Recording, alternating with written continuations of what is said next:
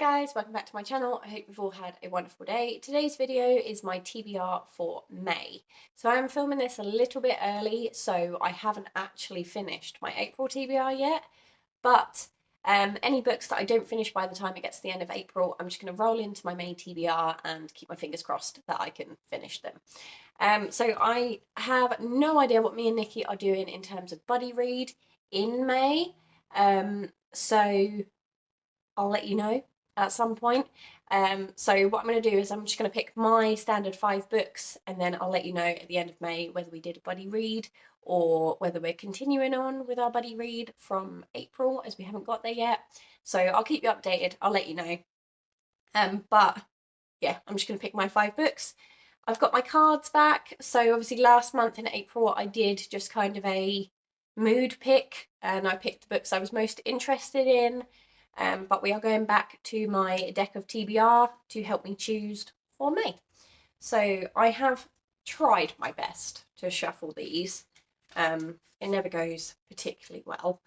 But yeah, we're just going to pick 5 books and, well, 5 cards. I'll tell you what the prompts are, and then I will go away, pick the books and come back. So let's pick the first one. Let's go for this one. It is the 3 of Hearts. So 3 of Hearts is a book that ends on an odd page number. So that's pretty simple.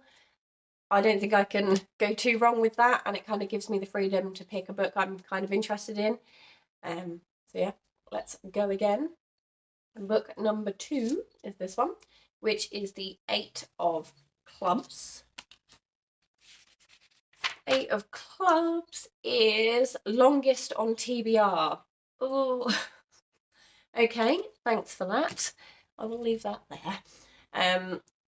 Yeah, I'm not sure what I'm going to pick with that, but we shall see. I do have a lot of books that are part of a series, so if it is part of a series that I haven't got to yet, then I'm going to leave it and try and pick a book that either I need to get to or a standalone that is just the longest on my TBR. So thanks for that, deck of TBR.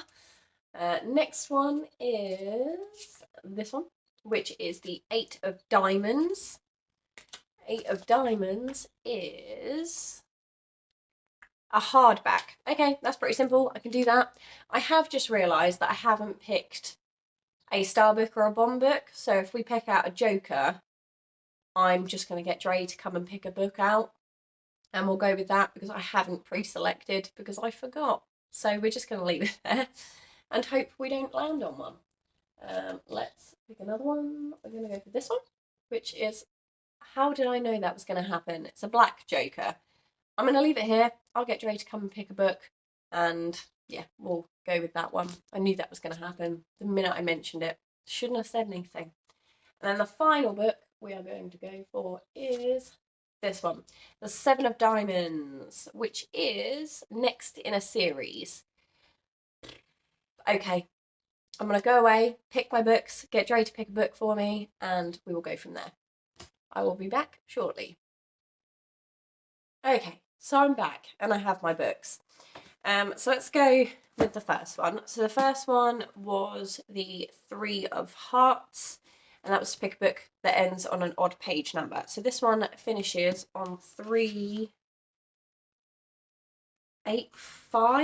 Where are we? Yeah, 385, and it's Cinderella is Dead by Callan Barron. I hope I'm not butchering that. But yeah, this is the one I've gone for. I found it in a charity shop a little while ago, and it's kind of been sat there looking at me for ages. And the synopsis says, it's 200 years since Cinderella found her prince, but the fairy tale is over. Sophia knows the story, though, off by heart, because every girl has to recite it daily, from when she's tiny until the night she's sent to the royal ball for choosing. And every girl knows that she only has one chance, for the lives of those not chosen by a man at the ball are forfeit. But Sophia doesn't want to be chosen. She doesn't want to go to the ball at all, not when she's afraid the girl she loves might be chosen too. Pushed beyond breaking by a society that denies everything she is, Sophia sets out on a journey that will remake her world into one where she gets to choose. I think it sounds really good. It's a nice spin on the original story. So yeah, we'll see how we get on with that one. Next up was I think these are mostly in the order I picked them out. The next one is the Eight of Clubs, which was longest on TBR. Now, I have quite a few in a series that are probably the biggest ones, which I thought they would be.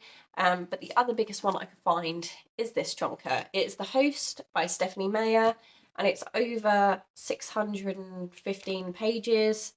Yeah, I'm not sure whether I'm going to enjoy it or not. But we'll give it a go. I know it's nothing to do with Twilight, but it has been on my shelf for a really long time, and I don't know if it's something I'm still particularly interested in, but we can try. It says, Melanie Strider refuses to fade away. The Earth has been invaded by a species that takes over the minds of their human hosts, and most of humanity has succumbed. Wanderer, the invading soul who has been given Melanie's body, knew about the challenges of living inside a human, the overwhelming emotions, the too vivid memories, but she did not expect that Melanie would refuse to relinquish possession of her mind. Melanie fills Wanderer's thoughts with visions of the man she loves, Jared, a human who still lives in hiding. Unable to separate herself from her body's desires, Wanderer yearns for a man she's never met. As outside forces make Wanderer and Melanie unwilling allies, they set off to search for the man they both love. It sounds interesting, but it is a huge book, so yeah, it terrifies me. Next up is the Eight of Diamonds, which is a hardback, and I've picked this one. It's How the King of Elfheim Learned to Hate Stories. So this is a bit of a spin-off to the Folk of Air series, and I had been kind of wanting to get it for ages, and now I have it. I'm very excited.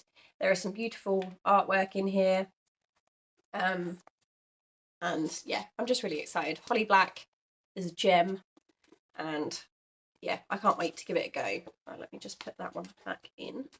But it says, where is it? Before he was a cruel prince or a wicked king, he was a fairy child with a heart of stone. Holly Black reveals a deeper look into the dramatic life of Elfheim's enigmatic High King, Carden.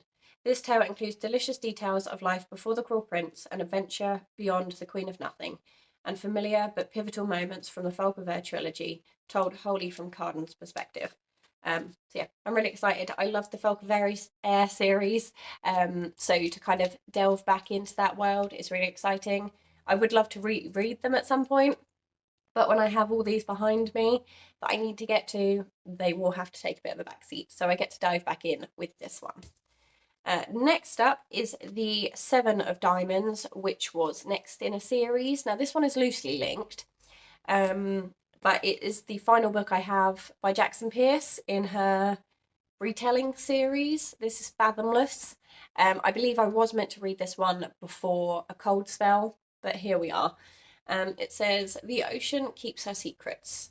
Celia is a harbourer of memories. She can see into the past, knowing what has already been always seems so insignificant to Celia until she meets Lo. Lo's memory is drowning in the vastness of the ocean. She is transforming into a nymph, an ocean girl, a mermaid. Terms too pretty for the soul, less monster she knows she's becoming. When handsome Jude falls into the ocean, Celia and Lo rescue him. But soon they find themselves competing. Celia for Jude's love, and Lo for so much more. There's only one way for Lo to earn back her humanity, persuade a mortal to love her and steal his soul.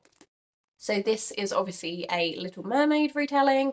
I'm excited, it sounds good, and I do really enjoy reading Jackson Pearce's work. So even though they're not part of a series, they have elements that link into each of the books, so I'm counting it. It's loosely linked, but here we are. So that one. And then finally, it was the Black Joker, which technically should be a Bond book, but as I forgot to pick out a Star book and a Bond book, I got Dre to just pick me one out, and he picked me a rather large book, so he's in the doghouse. But this is The Ghost Hunters by Neil Spring. I did read the second book before I actually read the first one. I'm trying to remember what the first book was called. I think it's like A Hidden Village or something like that. But this one, yes, is a rather large book of 522 pages. Thank you very much. But yeah, so this one